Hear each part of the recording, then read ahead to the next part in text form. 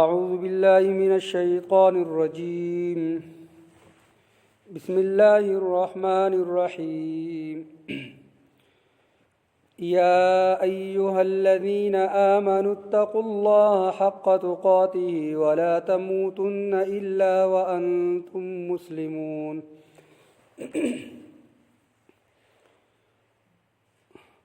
واعتصموا بحبل الله جميعا ولا تفرقوا واذكروا نعمة الله عليكم إذ كنتم أعداء فألف بين قلوبكم فأصبحتم بنعمته إخوانا وكنتم على شفا حفرة من النار فأنقذكم منها كذلك يبين الله لكم آياته لعلكم تهتدون۔ سورہ آل عمران پارہ نمبر 4 رکوع نمبر 2 آیت نمبر 102۔ یا ایہا الذین آمنوا، اے ایمان والو، اتقوا اللہ، ویرے گئے دا اللہ نا، حق تقاته،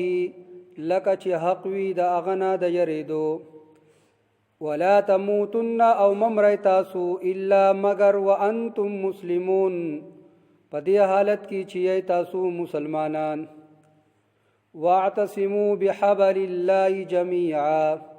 واعتصموا اونی سی پا مضبوطی سرا بحبل اللہ رسید اللہ جمیعا طول، ولا تفرقوا او ڈلی ڈلی مکے گئی،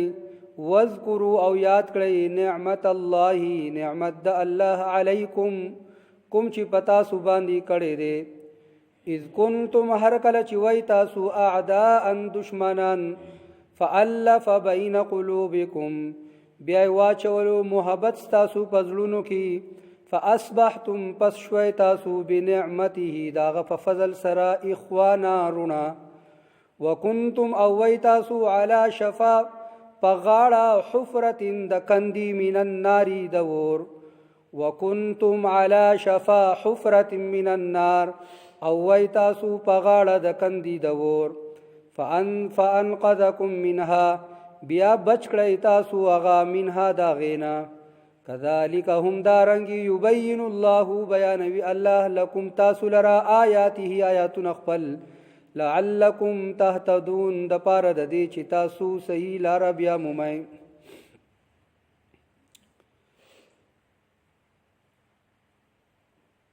ما قبل آیاتن کی اللہ رب ذوالجلال مسلمانان د دې خبرې نه منع کړي وو چې تاسو د دغه اهل کتابو خبره ومنل، د هغوی تابعداري مو وکړله، نو دوی به تاسو کفر طرف ته وګرځوي.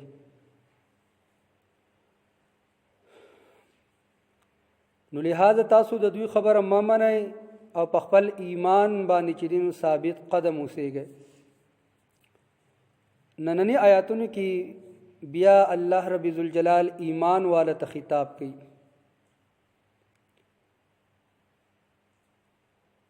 اصل کی بدی دو آیاتونو کی یا ایہا الذین آمنوا اتقوا اللہ، او دا ورپسی نمبر آیت واعتصموا بحبل اللہ جمیعا. بدی دو آیتی مبارک کی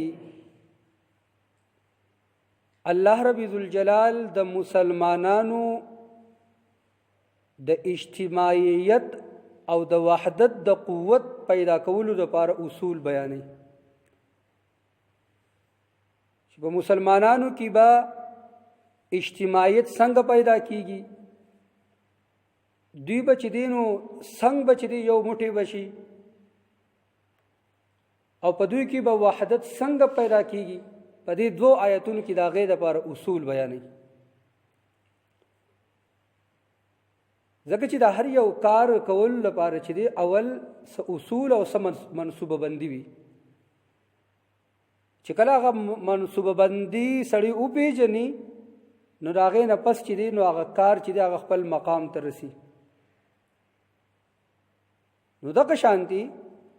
دلته الله رب ذوالجلال د مسلمانانو اجتماعیت او وحدت کی قوت پیدا کولو د پاره یو دو اصول چې هغه بیانې چې په دې اصول باندې تاسو عمل وکړئ نو په تاسو کې به اجتماعیت پیدا شي، تاسو به یو موټی شئ، تاسو کې به وحدت پیدا شي. اولنی نمبر آیت کې هغه اولنی اصول طرف ته اشاره کوي،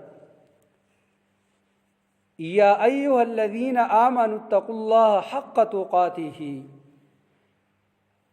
د اجتماعیت کې د قوت او د مضبوطی د پیدا کولو لپاره اولنی اصول دا دي چې تاسو د الله نه ویریږئ. یا ایها الذین آمنوا اتقوا الله،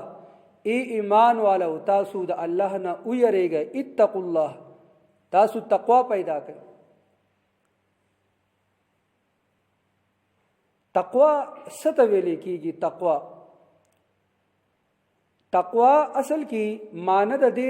د ځان بچاو ته ویل کېږي. ځان د یو څیز نه ساتلو ته تقوا ویل کېږي. خو لیکن د شریعت په اصطلاح کې تقوا د دې چې دی 2 درجې دي، او په دې 2 درجو کې د ټولو نه وړه کومه درجه چې دا د تقوا هغه دا ده چې تو خپل ځان د کفر او د شرک نه وساتې. دې ته تقوا ویل کېږي چې ځان د کفر او د شرک نه وساتې. نو په دې معنی په اعتبار باندې هر مسلمان چې هغه ته متقی ویل کېږي. موتا چې ناسو مونږ مسلمانان یو، نو الحمدلله مونږ په مونږ کې کفر هم نشته او په مونږ کې شرک هم نشته. نو د دې معنی په اعتبار باندې مونږ ټول متقیان یو. خو لیکن د دې دویمه درجه دا ده چې الله په کم سیز باندې خفه کېږي هغې نه ځان ساتل، د الله هر حکم ته غاړه ورکول. وس هغه حکم داسې چې تو دا کار وکړه نو تو به هغه کار کې، او هغه حکم داسې چې تو د دې نه ځان وساته یعنی نه پکې او تو د هغې نه ځان وساتې. نو دا د تقوا بیا اعلی دویمه درجه ده. نو په دې اولنۍ کومه درجه کې چې وی چې ځان د کفر او د شرک نه، نو په دې معنی په اعتبار باندې خو موږ ټول متقیانو. خو لیکن تا دویمه درجه چې دا نو په دې کې بیا په موتا کې کمی شته. ولې چې د الله هر حکم ته غاړه ورکول، کاغه حکم د فرایض سره تعلق ساتي او کاغه چې دی په مستحبات او واجبات سره تعلق ساتي، هغه ته غاړه ورکول، په هغه باندې عمل کول. نو د الله د هر یو حکم تابعداري اطاعت کول دې ته تقوا او پرهیزګاری ویل کېږي. نو الله فرمایي چې یا ایها الذین آمنوا اتقوا الله، ای ایمان والو تاسو ویریږئ د الله نه حق تقاته، لکه څنګه چې د هغه نه د یریدو حق دی. وس زبانی جمع خرچ ماوتا هم کوو کنه، مونږ د الله نه یریږو، مونږ د الله نه یریږو. خو لیکن د یریدو چې کوم هغه حق دی هغه ماوتا نه ادا کوو. نو د حق تقاته مطلب سری د دې مطلب عبد الله ابن عباس رضی الله تعالی عنه بیانوي چې لکه څنګه چې ما تاسو ته د تقوا پر یو تعریف کې موکړه چې هغه فرمایي چې د الله تعالی هر حکم چې دی هغه منل، چې کله تو د الله هر حکم چې دی هغه منې نو دا تا د تقوا هغه حق چې دی او د یری هغه حق ادا کړلو. ولې؟ لکه ګوره الله چې تا ته د یو څیز باره کې حکم کوي چې تو دا وکړه، نو چې الله کله تا ته یو د څیز باره کې حکم کوي چې تو دا وکړه او که تو دا نه کې نو د دې نه کولو په وجه باندې به بیا تا ته څه ملي، تا ته به عذاب ملاویږي، تا ته به څه ملاویږي؟ عذاب. نو اصل کې الله فرمایي چې تو د دغه عذاب نه ویریږه، تو د دغه عذاب نه ویریږه. تو بالفرض دا حکم نه منې نو د دې انجام داري چې تا ته به عذاب ملاویږي. نو د دغه ور او د دغه عذاب نه چې دې تو ځان وساته. نو د الله هر حکم تسلیمول، تابعداري کول، دا اطاعت کول، دا چې دی نو دا د تقوا هغه حق دی، دا د تقوا هغه حق دی. نو که بالفرض ما او تا د الله تعالی هر حکم ته غاړه ورکو، که په ما باندې سخت تیریږي او که په ما باندې راحت تیریږي، په هر وخت کې د الله حکم ته غاړه ورکول دا د تقوا هغه حق او د یری هغه حق دی. ولا تموتن الا وانتم مسلمون، او ممرای تاسو الا مگر وانتم مسلمون و حالیه دی په دې حالت کې چې تاسو مسلمانان یې. یعنی الله فرمایي چې ګوره تاسو کې کله د الله هغه هر حکم ته تاسو غاړه کې خودل، په تاسو کې کفر نشته، په تاسو کې شرک نشته، او د الله هر حکم ته تاسو غاړه کې خودل، دا اصل دا اسلام هم دې ته ویل کېږي. پتا کې کفر نشته، پتا کې شرک نشته، او د الله هر حکم ته غاړه کې دي، نو دا صحیح، دا اصل کې اسلام دا دی. نو الله فرمایي چې تو هم په دې حالت کې خپل ژوندۍ تیر کا، هم په دې حالت کې ژوندۍ تیر کا چې تا ته مرګ راځي او تو صحیح تو په اسلام په حالت باندې. نو ځکه الله فرمایي ولا تموتن الا وانتم مسلمون، او ممرای تاسو الا وانتم مسلمون مگر په دې حالت کې چې تاسو مسلمان. دلته مفسرین فرمایي چې دا مر خدا خود انسان په لاس کې نه دی، دا خود الله په لاس کې دی. او دلته الله فرمایي چې ولا تموتو تاسو ممرای، نو مطلب دا دی چې انسان ته وایي چې تو په هغه ټیم کې وایي چې کله تو مکمل ایمان والے، تو مکمل اسلام والے، د دې خدا سي مطلب. نو مفسرین د دې نه جواب دا کوي چې مطلب دا دی چې انسان به هر وخت مرګ ته تیار ساتي، او دسی تیاری به کوي چې د مکمل اسلام کې داخلي، د مکمل د اسلام مطابق خپل ژوندۍ تیري. نو د چې بیا به مرګ راځي نو دی به د اسلام په حالت کې. نو مطلب دا شو مفسرین فرمایي چې انسان چې د خپل کوشش مطابق چې دی هغه به خپل ژوندۍ تیري، د خپل کوشش مطابق به د اسلام ته خپل ژوندۍ تیري. چې دې څومره کوشش کوي چې زما د اسلام مطابق ژوندۍ تیر شي، خو قبل فرض پدې کې د دنه معمولی کمی به شي هم کېږي، بیا به هم الله رب الجلال دته چې مرګ براولي په دې حالت کې چې به مسلمان وي. خو قبل فرض دی په غفلت کې ژوندۍ تیري، او دې چې په ځان باندې دا ذمہواری ګڼي نه چې راځو د دنیا ته سل راغلي، آیا زوم ایمان والے زوم مسلمان یم او کزو نعوذ بالله کافر یم، بالکل د غفلت ژوندۍ تیري. نو بیا به دته چې دی مرګ برازي، نو دی به د اسلام په حالت باندې نمري. نو د آیت مطلب دا دی چې دی به هر وخت ځان د مرګ ته تیاری خو په دې حالت کې به ځان تیار ساتي چې دا هر عمل چې دی دا د الله تعالی د حکم مطابق او د الله د رضا مطابق. نو دا اولنی اصول دی چې په مسلمان کې به اجتماعیت او وحدت ال پیدا کیږي چې په د کې صحیح د کې د الله یری وي، په د کې تقوا. دویم اصول بیان واعتصموا بحبل الله جميعا، ونسی تاسو په مضبوطی سره بحبل الله رسی د الله جميعا ټول، تاسو ټول په شریک باندې د الله رسی ونسی. عبد الله ابن عباس رضی الله تعالی فرمایي بحبل الله د حبل مراد دا قرآن دی، د الله چې دا کم کلام او قرآن دی، او پر قرآن کې چې الله کم نظام چې هغه بیان کړی دی، دغه نظام چې په مضبوطی سره ونیسي، دغه قانون چې دا په مضبوطی سره چې هغه ونیسي، نو په تاسو کې به اجتماعیت پیدا شي. ګوره یو نظام خو هغه د کم چې انسانانو جوړ کړی دی، او یو نظام هغه د کم چې الله تعالی موتا تر لګل دی قرآن په شکل کې. نو د انسان چې کم نظام جوړي، نو دا خو زما ستا عقل هم نه تسلیمه چې کم نظام دی انسان جوړ کړي، نو پاغي کې با وحدت او اجتماعیت پیدا شي، دا نشي کېږي. خو لیکن کم نظام او کم قانون چې الله را لګلې دي، نو الله وایي چې دا قانون او دا قرآن دا تاسو په مضبوطی سره ونیسئ. نو چې تاسو کبل فرض دا قرآن او دا قانون په مضبوطی سره ونیولو، نو اگر چې که تاسو کې پښتون دی او که تاسو کې پنجابي دی او که تو یو قوم والے او که تو بل قوم والے، که تو توري او که تو سپینی، که تو عربي او که تو عجمي، دغه وحدت ته چې دی دغه وحدت د کمال نه دی چې پښتون چې دی هغه یو طرف ته ودرېږي، پنجابي بل طرف ته ودرېږي، چې پښتون په یو رغه باندې ولاړ دی او پنجابي ځان له ولاړ دی. الله وایي چې دغه وحدت ضرورت نه دی. وحدت ضرورت دلته لري چې تو د الله قانون او د الله دا کلام چې دی دا چې دی نو دا په مضبوطی سره ونیسئ. دا بیل خبره ده که په دې کې پښتون ولاړ دی او که په دې کې پنجابي ولاړ دی، که په دې کې عرب ولاړ دی او که په دې کې عجم دی، که په دې کې تور دی او که په دې کې سپین دی. خو لیکن چې نیولي رسی د الله رسی او د الله دا قرآن په مضبوطی سره نیولي دی، په دوی کې به وحدت پیدا بشي، په دوی کې به وحدت پیدا شي، او د الله تعالی هم دغه وحدت چې مطلوب دی. که پښتون چې ډېر په وحدت باندې ولاړ خو لیکن دی د الله نافرمانه دی، الله تعالی ته دغه وحدت او دغه اجتماعیت چې دغه نه دی مطلوب. الله تعالی ته چې اجتماعیت که پښتون په خپل منځ کې په خپل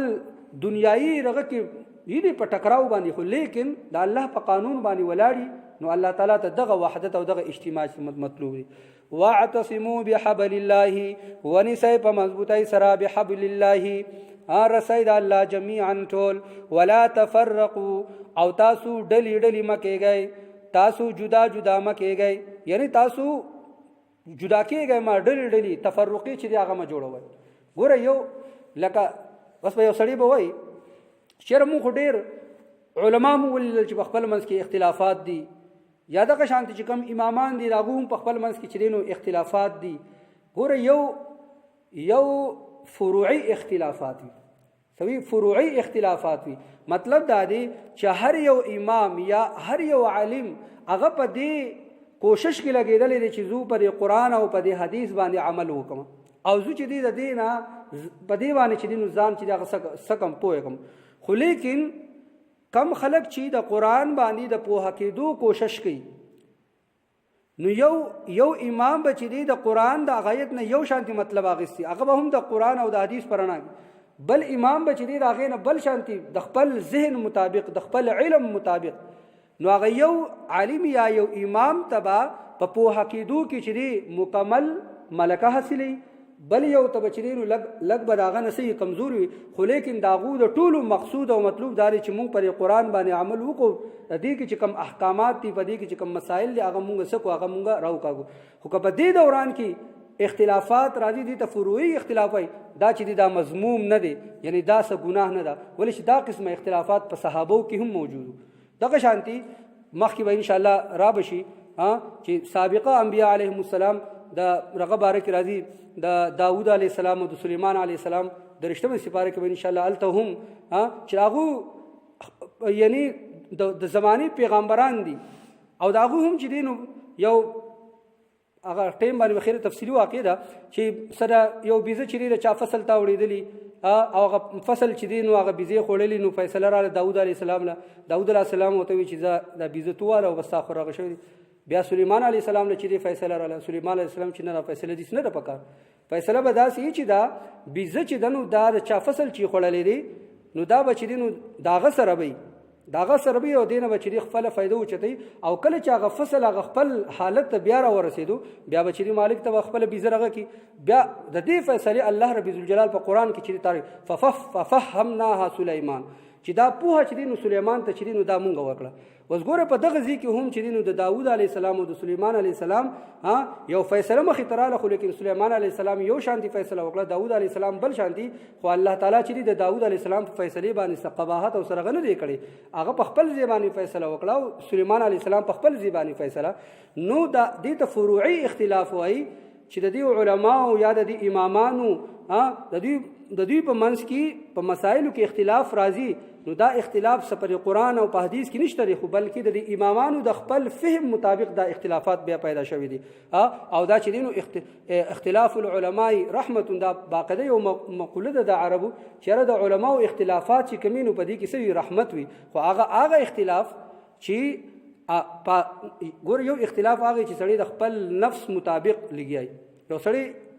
یو عالم به وایي چې دا مسله دي سیده، او بل طرف ته بل عالم به هغه وایي چې دا مسله دي سیده. په حقیقت کې به هغه مسله به چې دا یو هغه بټي کې هغه بل به چې د خپل نفس تابعداري وکړي، دا هغه چې ولې زما د نفس مطابق دا فیصله ولې نه کېږي، نو یو خو د خپل نفس مطابق چې کله تو فیصله کې او اختلاف پیدا کړي، نو دا مذموم دی، په دې کې ګناه ده. خو لیکن کتور قرآن په پوهه کې تا ته چې سکمې راله او پای کې اختلاف پیدا کېږي، نو په دې کې چې قباحت وغیره نشته. او دا چې دا د ائمه مجتهدین دا کارو د امامانو چې کوم مجتهدینو هغه د اجتهاد هغه دروازه چې وس بند ده، بس هغه قسمه چې خلک نشته چې هغه په قرآن او حدیث باندې چې کینی او اجتهاد چې هغه شروع کی، هغه علما او هغه امامان چې هغه تیر شوی دي، نو که په یو نیم مسله کې داسي او هغه اختلافات داسي نه دي چې د فرض او د واجباتو فروعي مسائل دي، د بعض په نزدیک باندې به یو مسله یعنی سبي ابوي چې په دې باندې عمل وکړي نو دا افضل ده، بل وای چې نه په دې باندې عمل وکړي نو دا سره دا افضل ده. دا ځان علمي بحث صرف تاسو هغه اشاره کوله. واعتصموا بحبل الله جميعا، ونسئ په مضبوطی سره بحبل الله رسید الله جميعا ټول، ولا تفرقوا او ټولګي مکه گئے واذکروا نعمت الله علیکم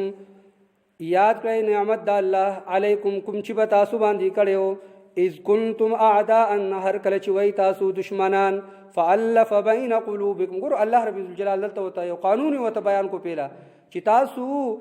ټولګي او ډلې او تفرق بازی مکوئ دا الله تعالی په دې قرآن باندې منګولي ولګوي دا الله تعالی دا نظام او دا قانون چې دی په دې باندې عمل وکړي او الله وته چې نو بیا یو نعمت ورته ور یاد کړلو چې ګوره تاسو باندې الله دومره نعمت کو چې تاسو د یو بل دشمنان وای پرونی سبا کې د اوس او خزرج خبره مونږ وکړه چې دوی د یو بل دشمنان وو پس دو باندې به یو بل سره چې دشمنیان به کولې خو لیکن الله رب الجلال د اسلام او د ایمان د دولت چې دی هغه نفرت او دشمنی چې دی د دوی په محبت کې چې دی هغه بدل کړه نو الله فرمایي چې هغه نعمت ته نظر وکړي او د الله پر قرآن او پر نظام باندې منګولي ولګوي واذکروا نعمت الله علیکم یاد کړئ نعمت د الله کوم چې په تاسو باندې کړي اذ کنتم اعداء هر کله چې هغه نعمت کم یو د هغه دادي هر کله چې وای تاسو اعداء دشمنان فالف بین قلوبکم بیا واچولو محبت تاسو په زړونو کې تاسو د زړونو په مینس کې فاصبحتم نو بیا دغه نتیجه سره وتله بیا شوي تاسو بنعمته د الله په فضل سره اخوانا رونه چاول دشمنان وای خو الله تعالی چې هغه دشمنی پرور ولای باندې چې هغه سکړه بدل کړه وکنتم علی شفا حفرة من النار او دیم نعمت کم یو دی هغه چې وای تاسو علی شفا پغاړه حفرة د کندی من النار